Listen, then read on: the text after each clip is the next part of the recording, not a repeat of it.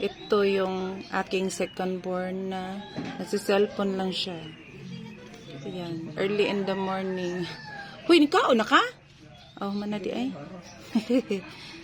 So, manglimpyo mi din sa palibot. Oh, ako ra di ay. Tabangan ko ni mo nak.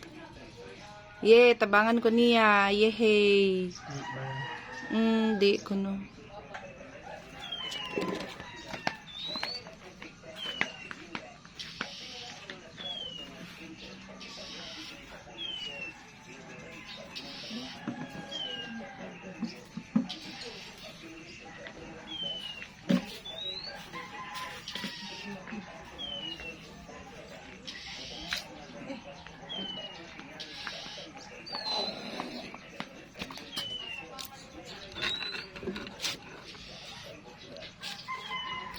Yan, may tubig na pumundo doon sa ano. Pati ididilig natin sa halaman.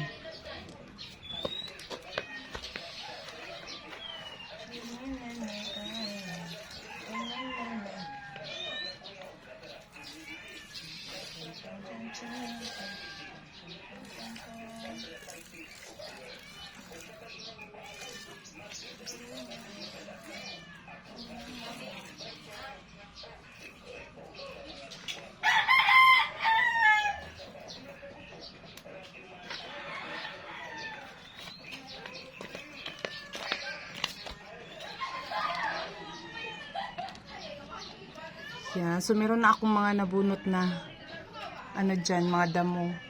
Ayan, maraming plastic dahil sa mga wrapper ng pagkain. Wawalisin natin habang hindi pa mainit yung araw.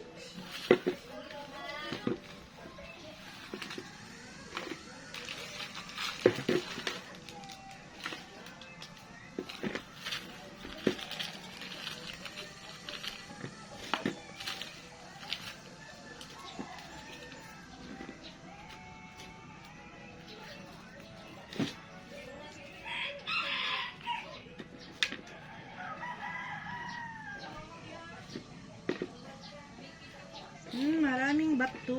Kailangan natin ihagis doon.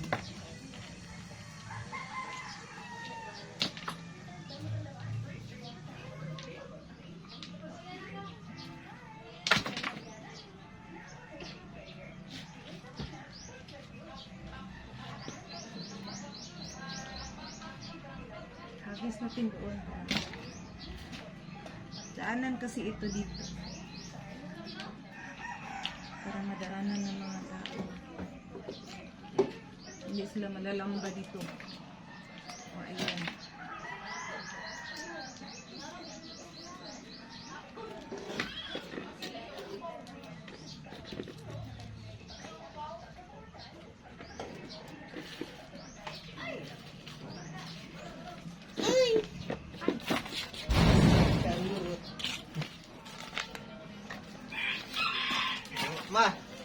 Palit ko ha. Oh. Tagpiso ni. Tago na 50.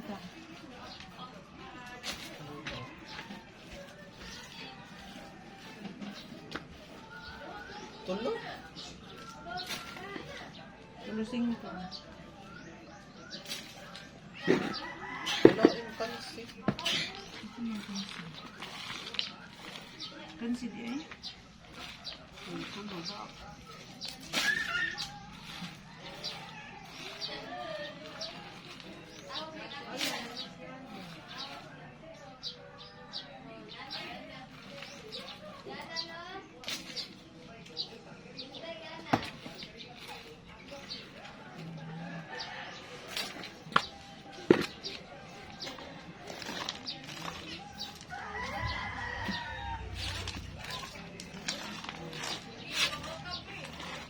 Marami kasi maliliit na bato. Yung apo ko nadadapa dito. Kasi maraming maliliit na bato na naapakan.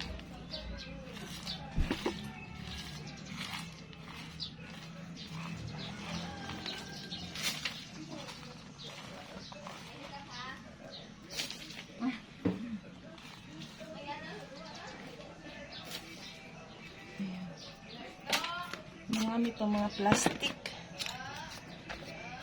Madami mga plastic.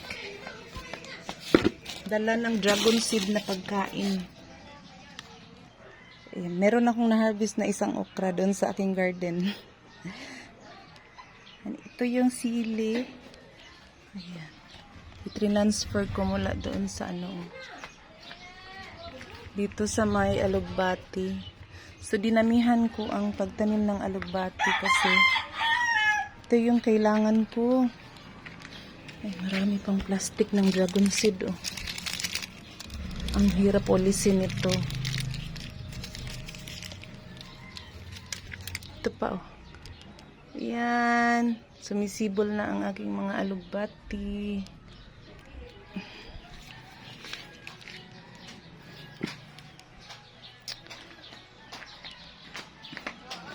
Lagay muna natin dito. Tsaka isegregate ko doon sa... Naiwan ko pala yung baldi ko kanina na nilagyan ng mga basura na ma-decompose. Ayun oh, yung itim na baldi doon sa baba. Kinuha ko kasi itong mga kahoy doon na pwede pang gawing panggatong. Dito ko lang inilagay kasi ang daming anay. Yan.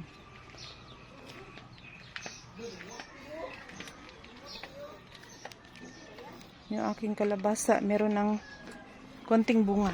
Ay, isa. Ewan ko kung kaya niya. Kaya ng balag ito. Hindi pa lang. Ayan. Meron na siyang bulaklak dyan. Ayun, oh. Ayun, bulaklak niya. And, kinuha ko yung mga yung mga dahon ng akong giupawan ako ang grapes. Uy, kay. Daghan kaayong mga, ang dahon niya na daot. So, ako sa niibutang dito sa ubos. Lagay ko muna dito sa baba. Tsaka yung mga talong ko guys, binunot ko kasi palagi na lang naabot yung bunga niya. At tsaka yung bunga niya hindi ko naintindihan. Parang hindi naman lumalaki yung bunga niya. Kaya ito na lang okra ang iniwan ko. Yung nasa pot, yung nakuha ko kanina. Bukas ito naman dalawa. Kukunin ko na bukas. And mga okra na lang ang itinira kong mga tanim. Kasi nga, yan oh. Yung mga okra, yung mga tanim, kinain ng mga uod, yung mga dahon nila.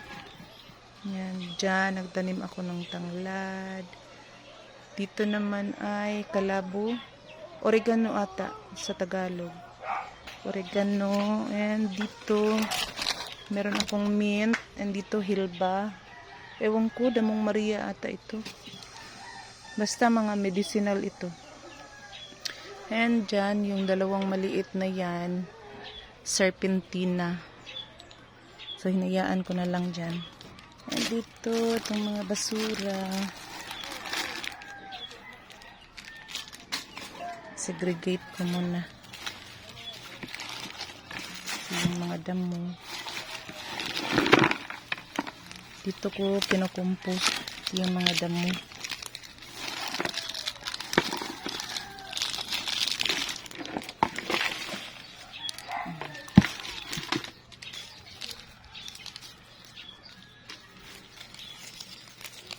Mga dragon seed.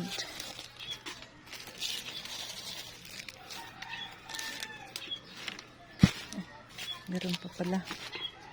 Ayan. Hala, pinapawisan na ako.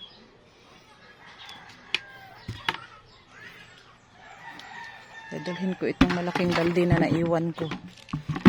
Ayan. Tignan nyo guys, ang daming bunga ng aking mulberry. Kinuha na ng mga bata yung iba. Yung mga kapitbahay, bata. Yung apo ko. Ayan. Ang dami. Hindi pa siya. Ganyan pa yung kulay niya. Pula. Pink-pink pa. Tapos kinuha nila ang asim daw. Ang dito sa kabila, naubos na. Konti lang yung bunga na ibinigay niya. So, kailangan kong itrim ulit para bubunga ulit. Tingnan nyo ang aking sikwa. Ayan ang. Lumaki na siya. Nung una ko itong iblinag, ang liit-liit pa niya doon sa may sa may puno. Ngayon ang haba na niya ang kanyang saan ni? Taas na kay gikatayan. Samni puya ani Tagalog eh. Ayan, hala. Meron na siyang mga suloy. Yung aking ba tawag dito? Lemongrass. Meron na siyang mga suloy na maliliit. Ang sarap sa feeling. Ang dami ko at ang sumibol na mga papaya. Oh, ayan, papaya. Ito pa malaki, papaya. Yung isa, trinay ko na. Aray! Natusok tuloy ako. Baka maiwan ko ulit itong aking mga balde.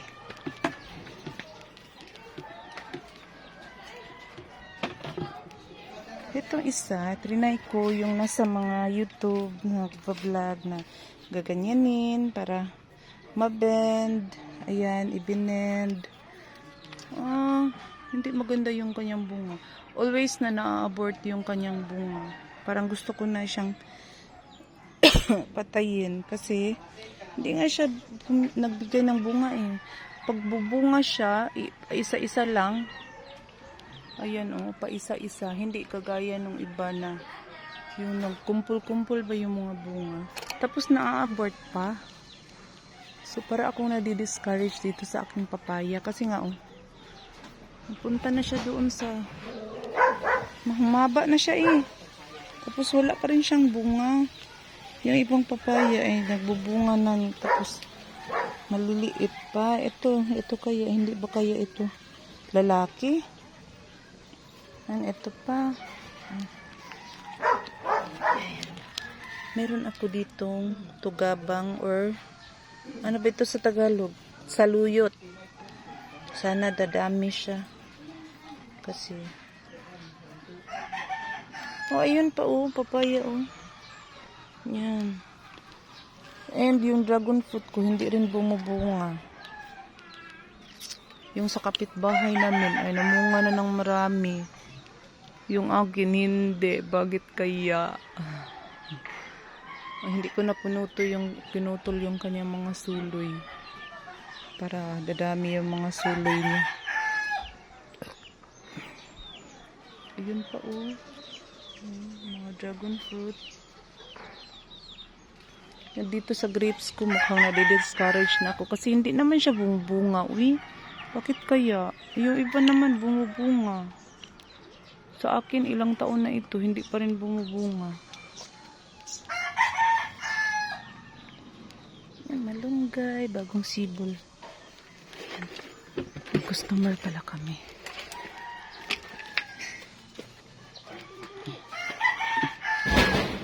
Pa-print mo, Day? Ah, okay.